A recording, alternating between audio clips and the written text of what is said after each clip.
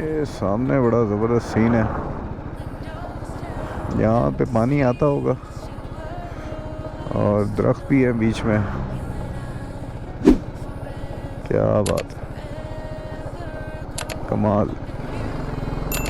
अब ये है कि यहाँ पे कहीं ये कोई क्विक सैंड ना हो, पता चले आप जाएं आगे और अंदर सिंक होना शुरू हो जाए, क्योंकि पानी है ना। मंटोका वाटरफॉल्स, सरीना खपलू। ये जी खपलू का ब्रिज आ गया है और सीधा अगर जाते तो हम मंटोका वाटरफॉल, खामोश वाटरफॉल, खरमंग उस तरफ चले जाते। तो अब हम आ गए हैं साइड पे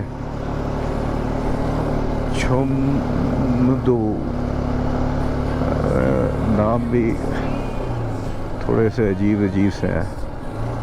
यहाँ पे मेरे ख्याल से चेक पोस्ट पे एंट्री होगी।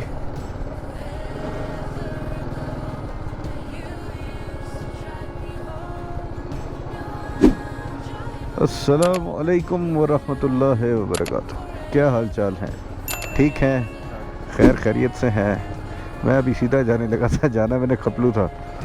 अच्छा हाँ, एंट्री मैं आपको बता देता हूँ, या कार्ड आपको